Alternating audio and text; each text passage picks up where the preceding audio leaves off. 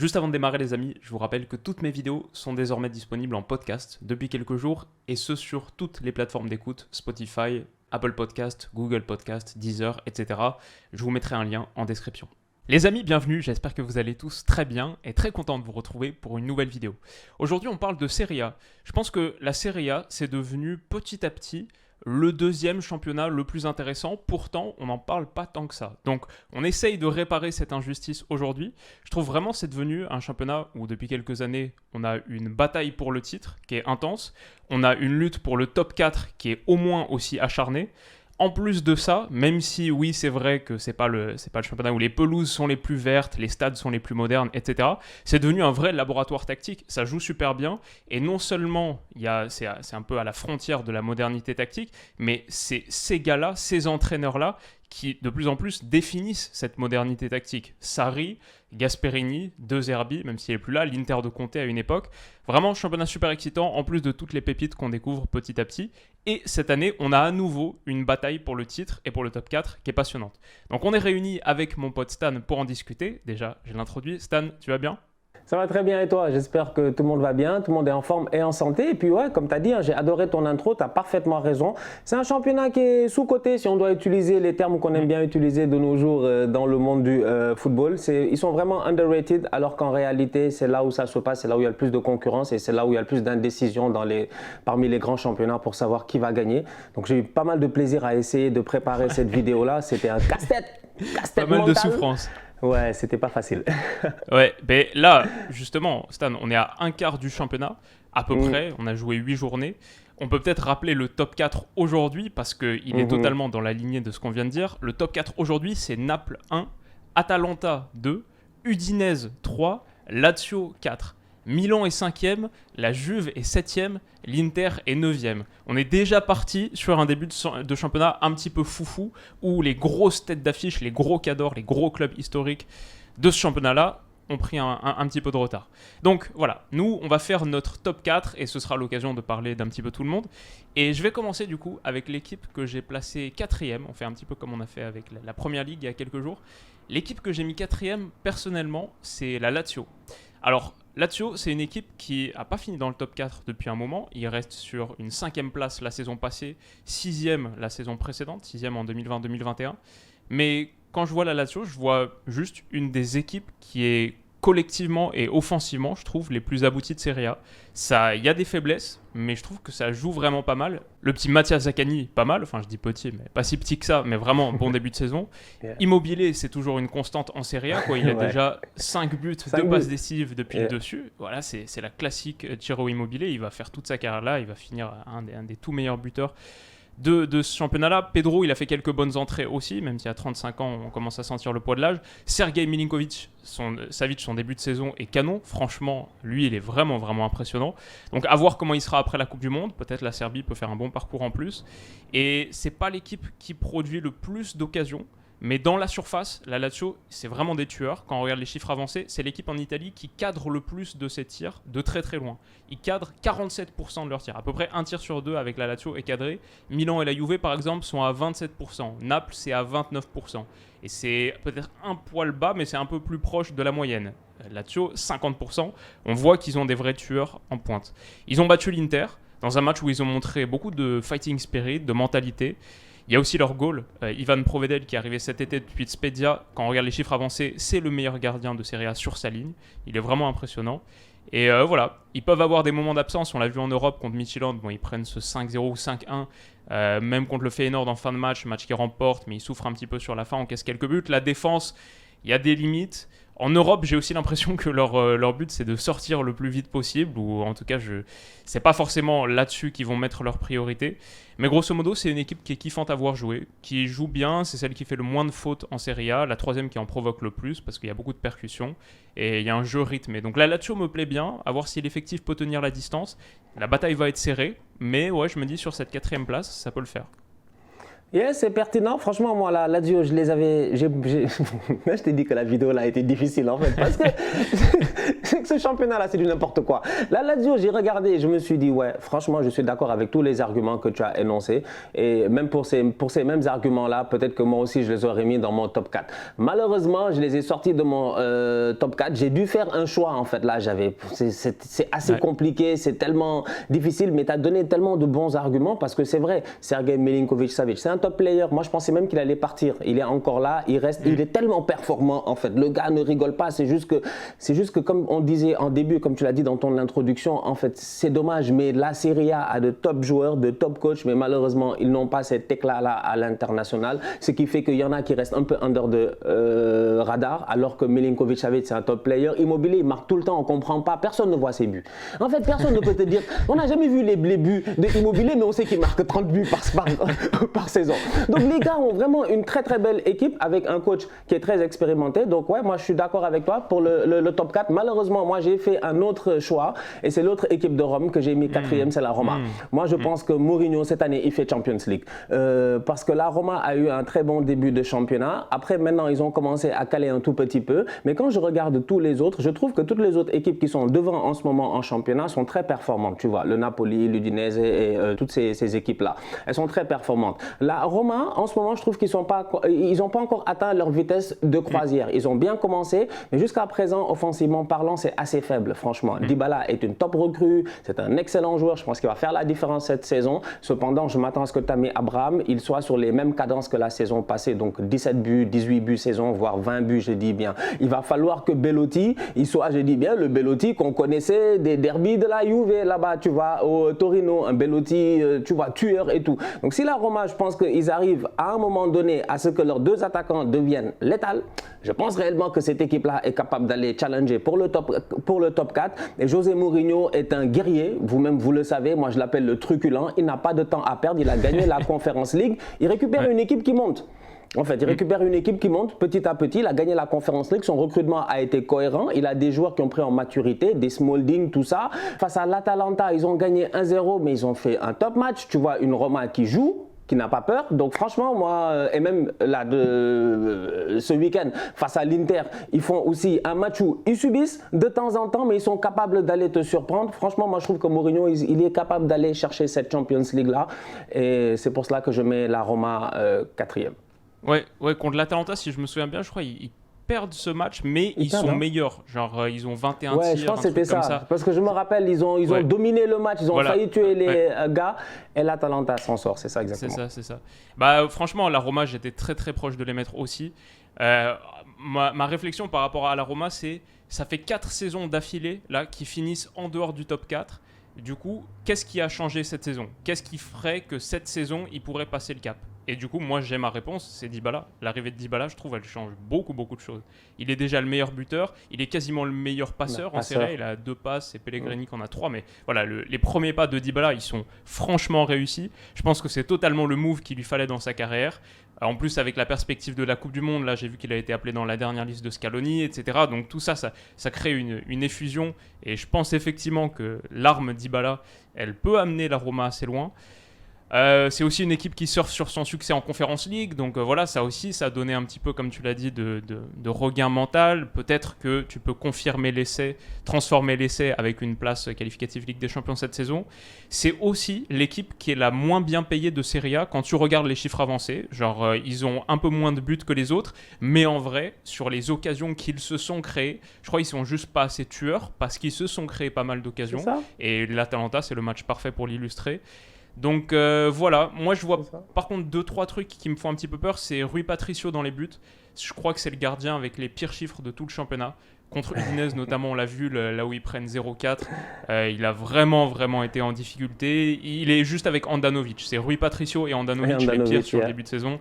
Et les deux, on le sait, à chaque fois que tu regardes un highlight, les deux sont un peu en souffrance. Donc ça me fait un peu peur.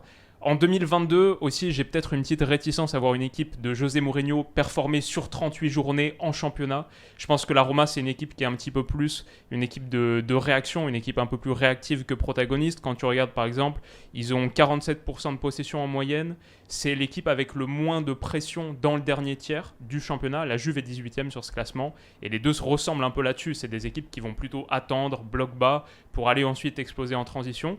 Ça n'empêche pas l'équipe de Mourinho de se créer des situations, plus que la Juve par exemple, et d'être, je pense, un peu plus abouti. Il n'y a pas beaucoup de passes ratées, par exemple. Une des équipes qui réussit, qui a le plus haut pourcentage de passes réussies, même s'ils n'en tentent pas beaucoup, ce qui est un peu contre-intuitif, parce que normalement, une équipe qui va exploser en transition, c'est une équipe qui joue plus de longs ballons, et du coup, il y a un peu plus de déchets, de pertes.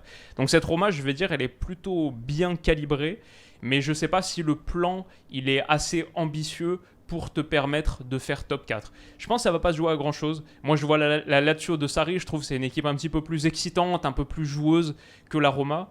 Mais entre les deux, il n'y aura pas grand-chose. Et c'est vrai que peut-être la force de l'expérience, le succès acquis, et peut-être un petit peu plus de qualité individuelle, peut-être un peu plus à la Roma. Comme tu dis, il y a des vitesses à franchir encore.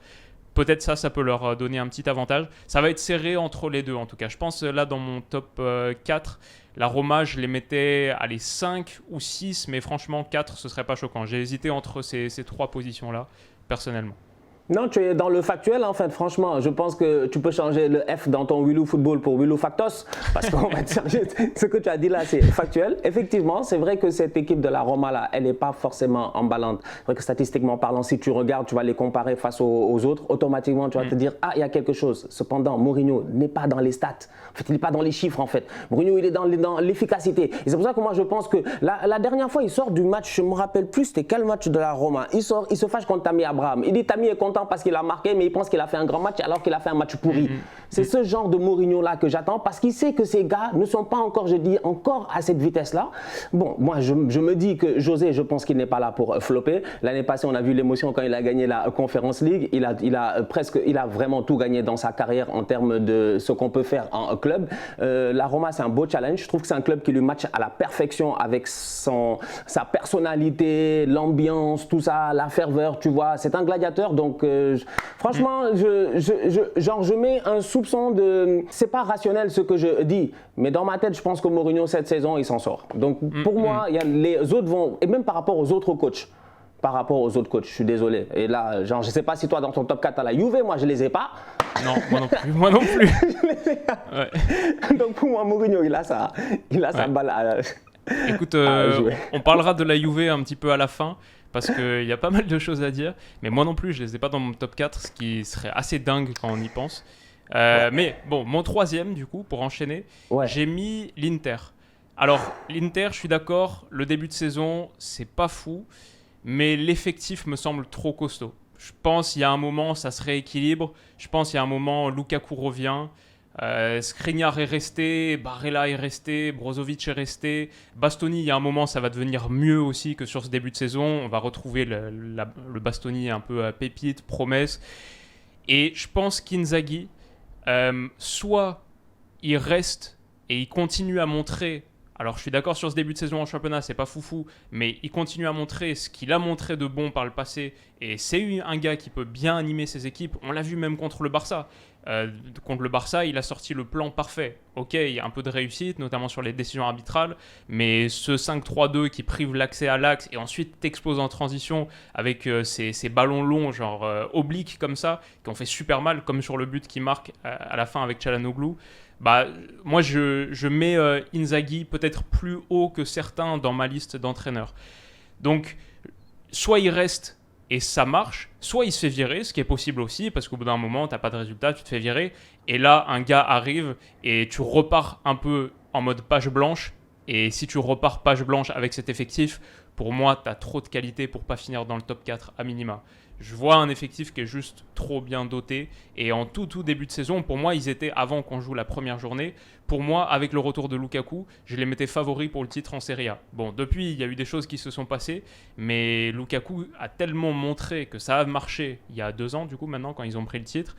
Avec Lautaro, les deux en pointe, je trouve qu'il y a vraiment trop de choses dans cette équipe, et même s'il y a quelques déficiences sur certains postes, même s'il y a la question Handanovic-Onana, là, les deux, pour l'instant, alternent les compétitions. Pour moi, il y a un moment où Onana va prendre la place de titulaire. Lui aussi, il a quelques lacunes, notamment les sorties aériennes, mais ce sera toujours mieux qu'Handanovic pour sûr. Et ouais, je vois juste cette équipe rebondir, et atteindre le niveau qui doit être le sien, presque on va dire limiter la casse, parce que pour moi c'était l'année où tu devais regrimper sur le trône. C'est pas impossible encore, mais tu pars de plus loin que d'autres. Yeah, alors l'Inter, moi je suis d'accord avec toi. Moi, j'avoue, j'ai hésité. Si toi, ton troisième, c'est l'Inter, moi je suis en ballottage entre l'Atalanta et l'Inter. Et les deux, c'est deux trajectoires totalement différentes en fait. L'Inter, déjà, moi je trouve qu'il y a beaucoup trop de problèmes déjà structurels au niveau de l'Inter. En fait, on ne sait pas ce qui se passe. Nous, propriétaires, pas propriétaires, ils vont vendre, ils ne vont pas revendre, etc. Il y a quand même une certaine incertitude là-bas. Ça, c'est un.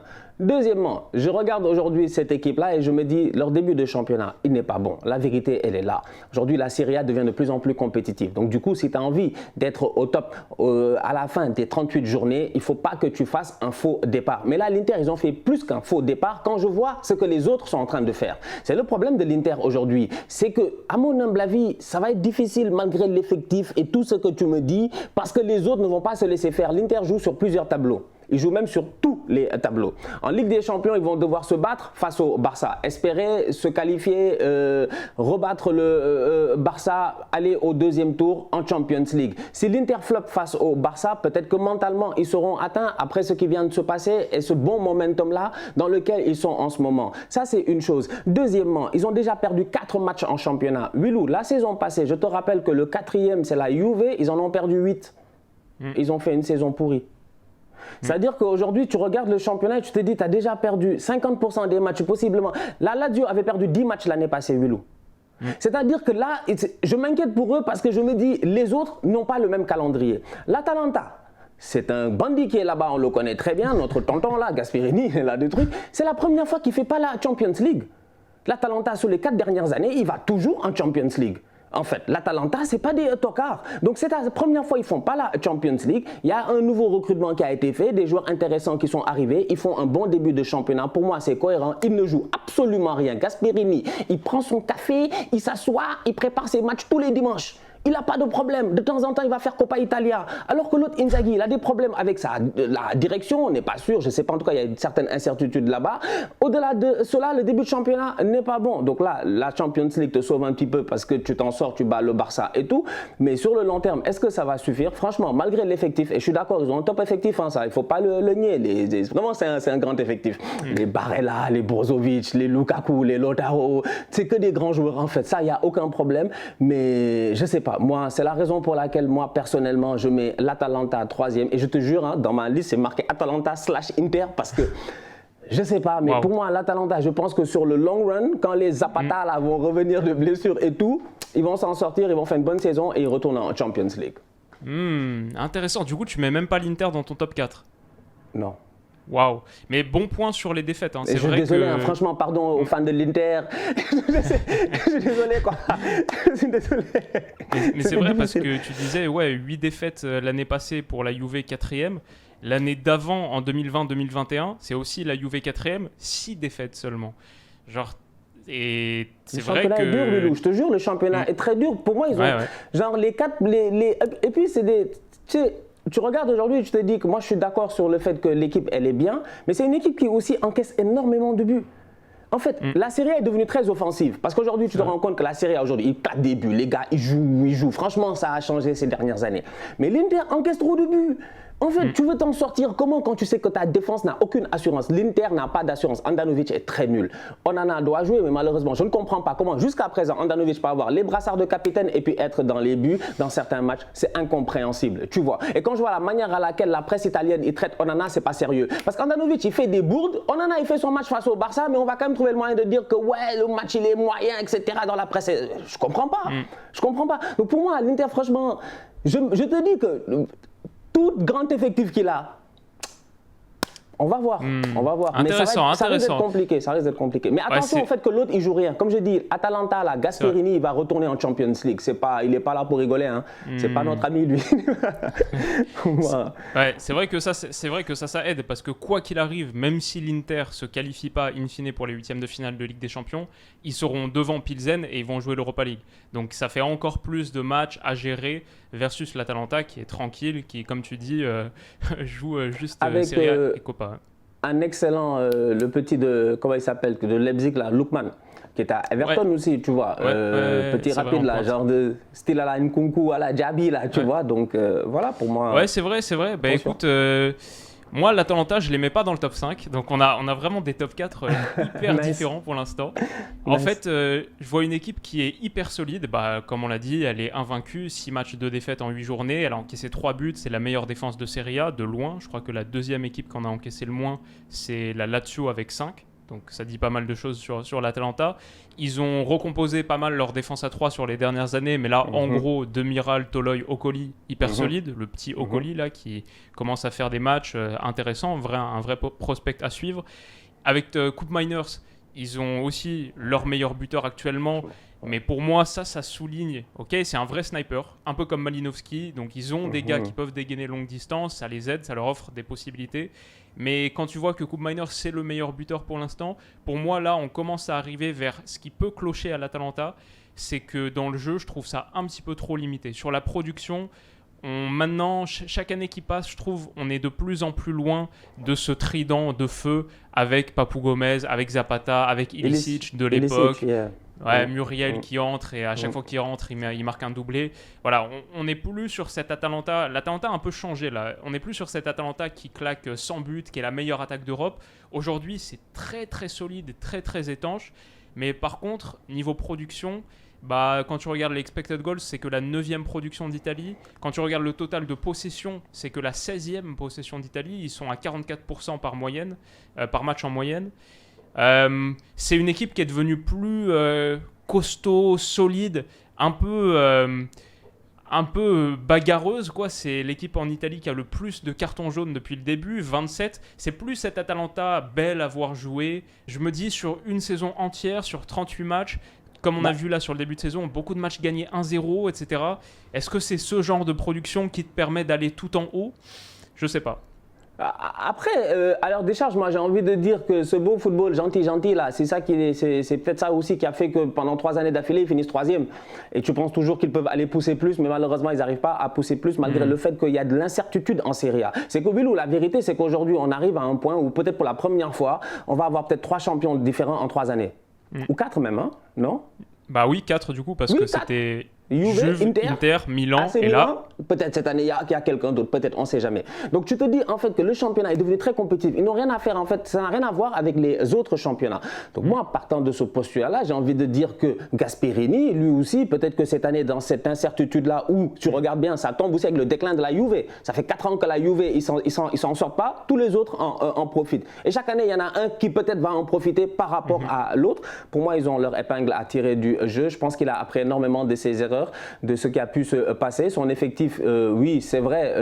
Bon, après, il perd quelques joueurs quand même qui sont importants, tu vois. C'est dommage que Ilicic soit parti, tout ce qui lui est arrivé, tout ça, la maladie et tout, parce que c'était un top player, franchement, c'était un gars, voilà. Tellement. Mais cette saison, moi, je trouve que les Malinowski et tout, ils sont encore là. Tu as des gars qui sortent du banc, qui sont capables d'être tranchants. Et au-delà de ça, Duvan Zapata n'a pas encore commencé sa saison. Je vais dire en tout cas, pour l'instant, tu es cohérent sur les équipes que tu as choisies parce que tu mets, on est totalement différents pour l'instant. Tu mets Roma, Atalanta, moi je mets Lazio, Inter.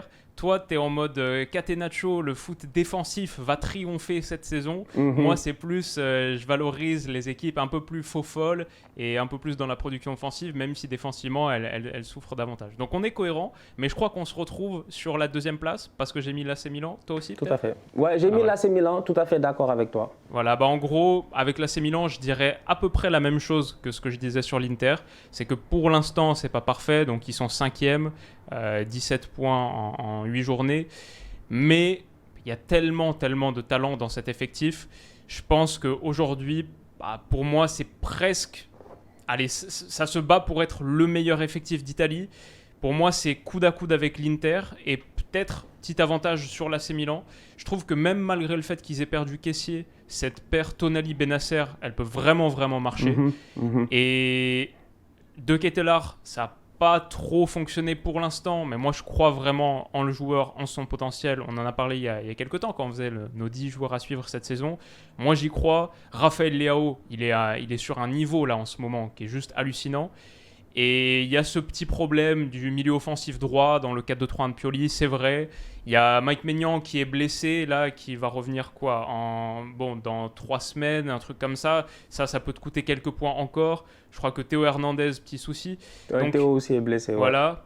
Donc il y a eu des petits problèmes de blessure, mais pour moi, ça va revenir et ça va revenir fort. Il y a Calabria aussi, ça c'est un gros problème pour Milan. Calabria jusqu'en janvier, je vois, alors que c'est leur capitaine, un des plus sous-cotés, je pense, de la saison passée, pourtant essentiel dans leur titre. Et voilà, l'effectif est pas, ils peuvent pas aligner tous leurs meilleurs gars en ce moment. Et du coup, je me dis que quand ils seront en capacité de le faire, ça va rebondir. La paire Tomori Kalulu, elle a pour moi toutes les qualités. Même si, sur ce début de saison, il y a peut-être 2-3 trucs à revoir. Pour moi, c'est vraiment une super paire de centraux. Donc, je vois un bon effectif. Il y a peut-être des petits manques sur la profondeur. Peut-être ça fait que tu mets l'Inter un petit peu un meilleur effectif. Mais c'est l'équipe championne d'Italie en titre. Elle a quand même pas mal de certitudes. Je pense que Pioli sait ce qu'il fait avec cette team. Et voilà, faut juste voir l'Europe. Est-ce que l'Europe peut pas un petit peu compliquer ton parcours ? Mais cet AC Milan, pour moi, la lutte pour le titre, c'est entre 2 équipes. Donc évidemment, celle qu'on n'a pas mentionnée pour l'instant, c'est le Napoli. Et ça va être très serré entre les deux, parce que je vois le Napoli peut-être un peu ralentir par rapport à ce qu'on voit actuellement. Milan en sera pas trop loin, à mon avis. C'est pour ça que je les mets 2e. Écoute, moi je suis d'accord. Hein. C'est tout ce que tu as dit, moi je suis d'accord. En fait, pour moi, les Milanais. Bon, déjà moi. J'ai pas envie de fâcher les gars, quoi. Tu vois, c'est comme moi, dès que je parle, je vais commencer à fâcher les gars. Ils vont se fâcher ici. Ils vont couper les séquences. Ils vont aller sur Twitter. Ils vont me fatiguer dans mes mentions. Ouais, Stanjob a dit blablabla. Bon, la vérité, c'est des fois, je me pose des questions à savoir. N'ont-ils pas été champions tout simplement parce que, unpopular opinion aussi un peu, l'Inter a choke la saison passée. Parce que la saison passée, quand même, le championnat, il est très serré. Hein. Jusqu'à la fin, on est d'accord. Inter, Milan, on ne sait pas, c'est chaud, c'est serré et tout. L'Inter, il perd de Romelu Lukaku, il part à Chelsea, il se passe ce qui se passe. Et pourtant, c'est quand même une des meilleures attaques du championnat, quand même, quand tu y penses, tu vois. Le Milan AC fait une saison solide et le Milan AC surfe sur le fait qu'il garde Pioli déjà à la base. Parce que Pioli, quand il arrive, je pense que c'est pas clair, hein, la première saison ou quoi que ce soit, est-ce qu'il va partir ou est-ce qu'il va rester et tout. Pioli reste, il y a des certitudes, il fait confiance à certains jeunes, il y a des boys qui sont en train d'émerger. On voit une équipe du Milan AC qui peut normalement challenger et aller se battre peut-être pour le titre de la Serie A. La saison passée, l'Inter ne se gère pas, les gars viennent. Ils gagnent leur titre de la Serie A et c'est mérité, hein. Franchement c'est mérité. Je ne dis pas que l'Inter méritait plus ou quoi que ce soit, je dis que c'est mérité. Mais dans ma tête aujourd'hui, moi je pense que le Milan AC n'a peut-être pas, et c'est un paradoxe aussi, la profondeur du banc qu'il faut pour tenir cette saison. Et la raison pourquoi je le dis, c'est parce que c'est une excellente équipe. Franchement, c'est une excellente équipe. Excellent gardien de but, de bons défenseurs, de bons milieux de terrain. La paire au milieu de terrain, je n'ai pas besoin de parler. Tu en as parlé. Benasser, qui a été champion d'Afrique en plus et qui a même été meilleur joueur de la CAN, si je ne me trompe pas. Comment ça s'appelle le boy Tonali. Il est au top. Franchement, il n'y a rien à dire. Donc, on est d'accord. Léao, tu as vu le but qu'il a mis la dernière fois? Moi, je ne comprends pas. Le boy, il court. On dirait qu'il surfe sur un terrain de foot pour après mettre des trucs. Donc, on est d'accord sur tous ces faits-là.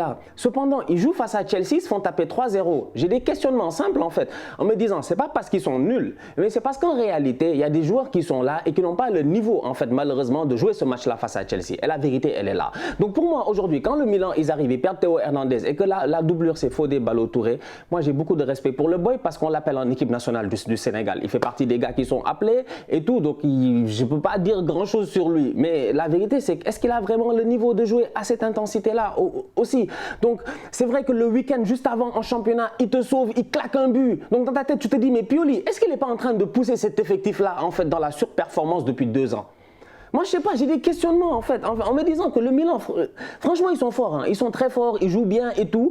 Pour moi, ils vont finir 2e, je pense, ou 1er. Ça va dépendre de comment les boys de Napoli, là, vont se gérer. Mais cependant, quand même, je me pose des questions à savoir comment est-ce que Pioli, il arrive à faire performer des gars qui ne sont pas des top players en fait. Et c'est ça qui me fascine avec Pioli aujourd'hui et c'est pour ça que moi je l'apprécie beaucoup en tant que coach parce que je trouve qu'il est très très fort. Hein. Et on les met 2e aussi parce que à la première place, du coup l'équipe qu'on a mis, ce sera comme toujours la question avec Naples, est-ce que ça tient?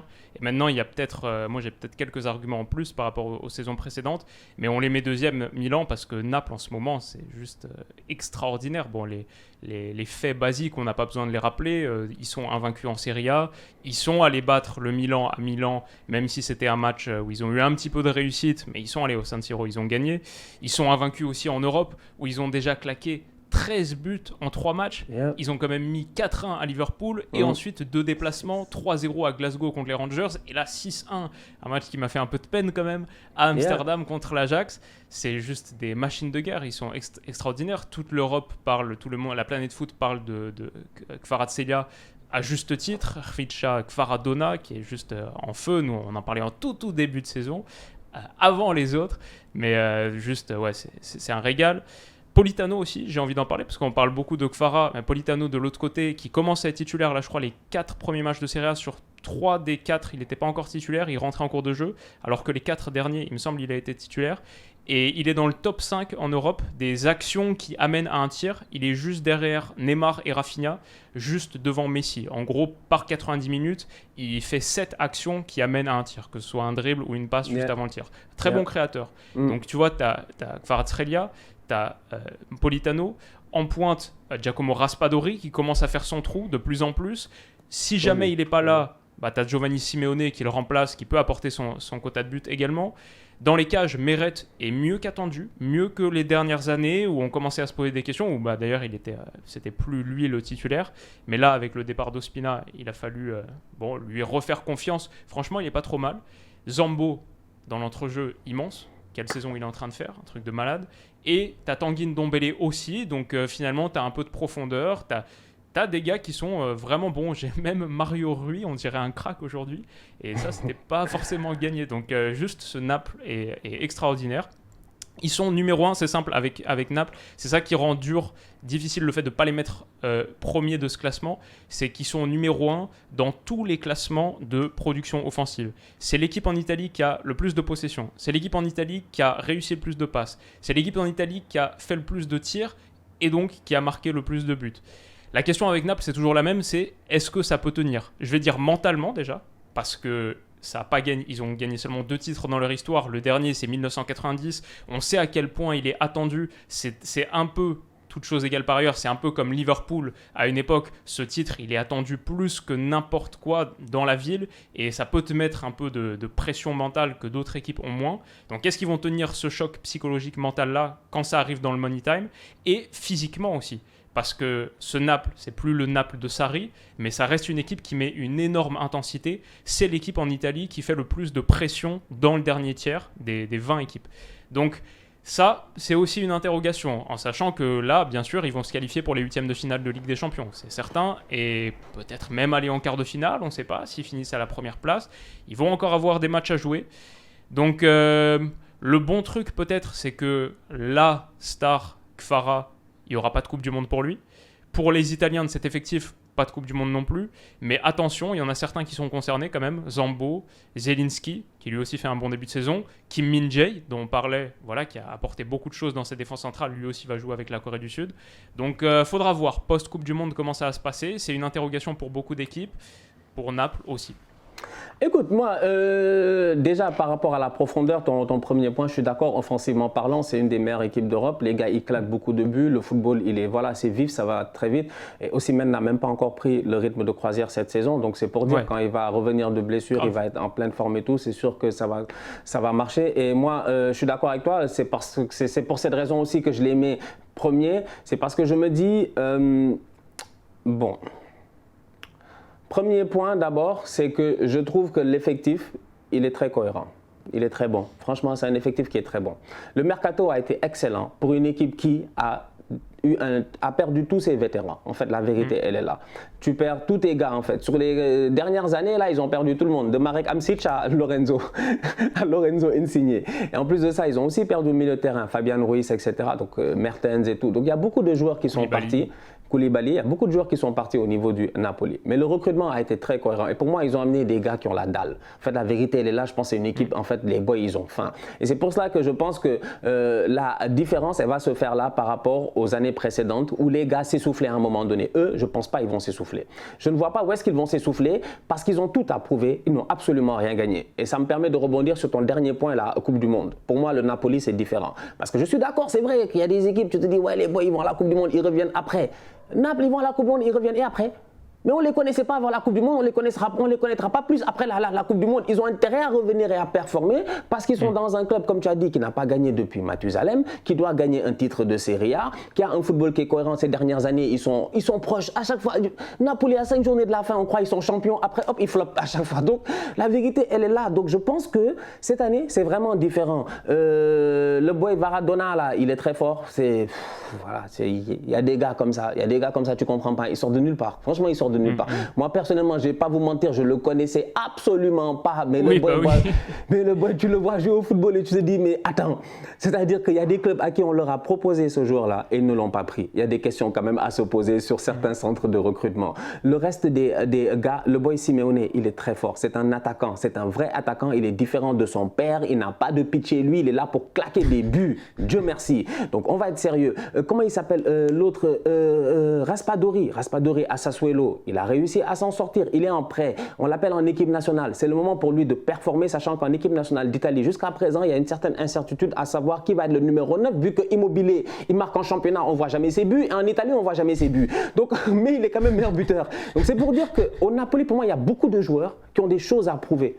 Donc c'est pour cela que moi je pense réellement que cette année-là, il n'y a pas d'essoufflement en fait, il n'y a pas de ralentir pour eux normalement. Ils ne doivent pas ralentir, ils doivent aller jusqu'au bout et ils sont capables de le faire, sans compter Rambo Anguissa qui je trouve franchement c'est un monstre. Lui en fait, tu sais que le Cameroun ne l'a pas appelé lors de la dernière trêve. Je ne sais pas si c'est parce que Eto'o a dit qu'il faut le reposer. Bon, j'ai dit Eto'o. Rigobert Song a dit qu'il faut le reposer ou quoi que ce soit, mais il y a des questions à se poser en fait. Comment est-ce que Anguissa, vous êtes sérieux vous? C'est le meilleur joueur camerounais en ce moment en activité. Donc, ouais, puis il fait totalement partie du 11. Enfin, il était là à la CAN, c'était un maillon essentiel. Normalement, il doit avoir.